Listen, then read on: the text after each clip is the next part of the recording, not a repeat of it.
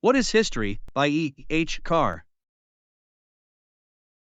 The role of society in shaping individuals. Society or the individual, a question with no clear answer. But, it's important to understand their complementary relationship. From birth, we are molded by society. Our language and environment shape our thoughts and ideas.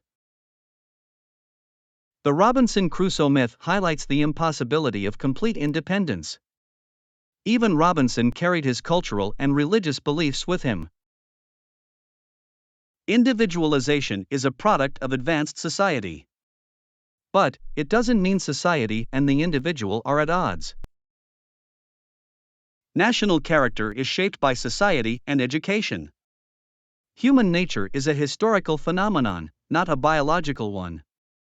Different attitudes to social relations are shaped by society. The historical context. The cult of individualism is a pervasive myth in modern history. It's said to have started with the Renaissance, but it's a normal process of advancing civilization. Individualism was the basis of the great 19th century philosophy of utilitarianism. But it was a social process representing a specific stage in historical development. The increased individualization which accompanied the rise of the modern world was a normal process of advancing civilization. The whole process was a social process representing a specific stage in historical development. Many signs suggest that this period of history has reached its end.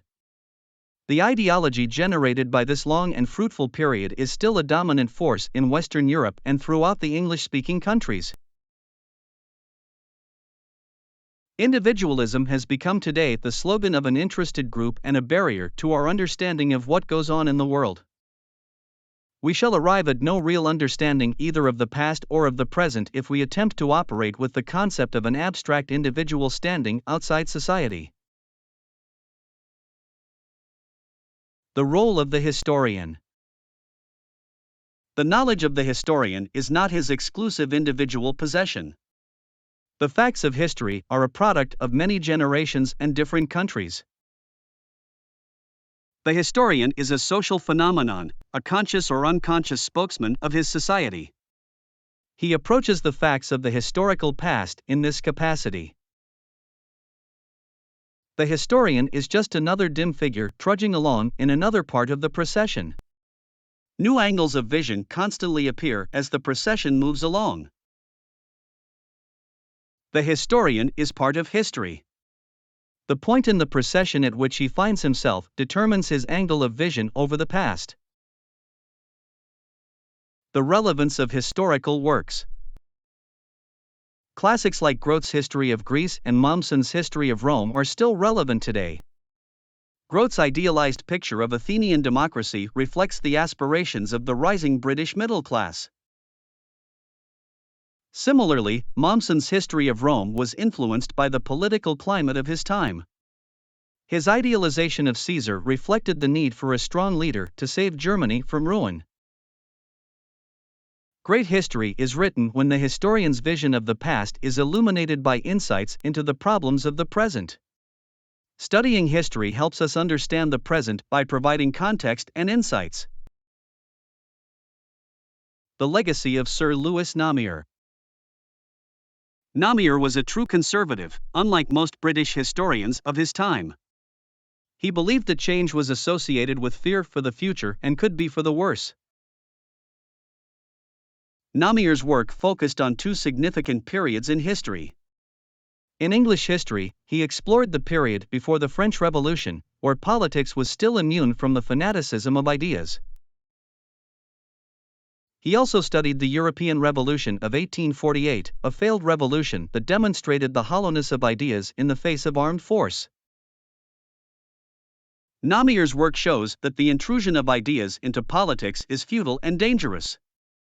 He believed in the importance of avoiding political doctrine and dogma in thinking. Namier's work is a reminder that practical solutions to concrete problems are more important than political philosophy. Meinecke's reflective work. Take the example of Meinecke, a German historian who lived through a series of revolutionary changes. His work reflects the social and political context of his time. Through his works, we see three different Meineckes, each reflecting a different historical epoch. His development as an individual is interesting, but what matters to the historian is how he reflects his time into the historical past. The work of historians like Meinecke reminds us that history is not just a collection of facts, but a product of the society and historical background of the historian. Historians' work and society. Historians are not immune to the changes in society.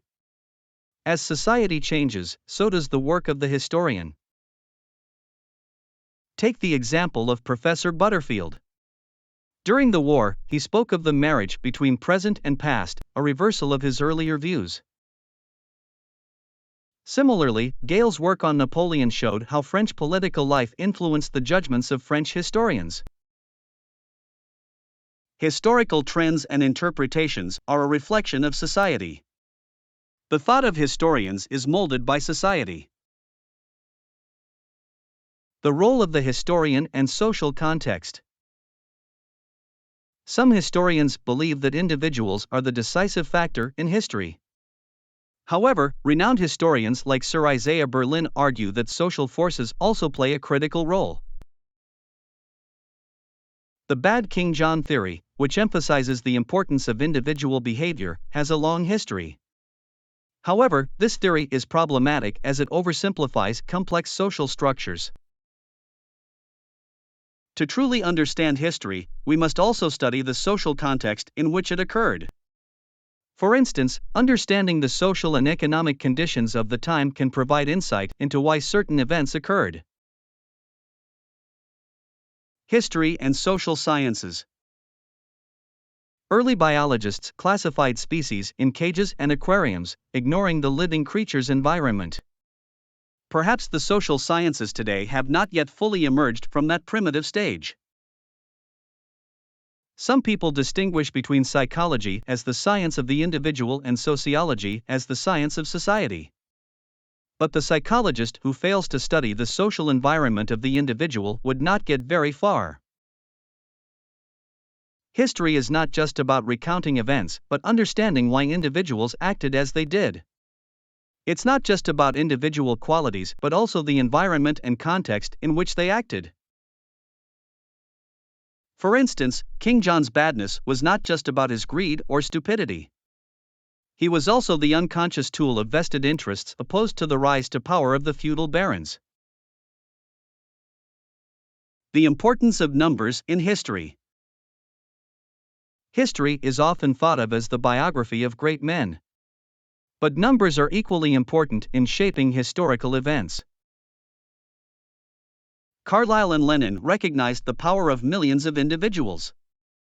These nameless millions acted together and were a social force. Movements may be started by minorities, but they need the support of the multitude. Numbers count in history. The historian doesn't need to take cognizance of a single discontented peasant, but millions of them are a factor that cannot be ignored. The unintended consequences of human action. Adam Smith's hidden hand and Hegel's cunning of reason are examples of how individuals can serve a purpose they are unaware of. Marx also noted how individuals enter into necessary relations independent of their will. Even Tolstoy recognized that individuals can be unconscious instruments in the attainment of historic aims. And Professor Butterfield noted that historical events can twist in a direction no one intended. The Great Economic Depression of the 1930s was brought about by the actions of individuals pursuing different aims. It's difficult to believe that any individual willed or desired it. It's a serious error to assume that the thought behind the act is the thought of the individual actor. The historian must investigate what lies behind the act and the social forces that produce unintended consequences. The role of the rebel in history. What Tyler and Pugachev were not just individuals in revolt against society. Their role in history was owed to the mass of their followers and the specific conditions of their age and country. Even an individualist like Nietzsche was a direct product of European society. He was a phenomenon that could not have occurred in China or Peru. The role of the rebel in history has some analogies with that of the great man.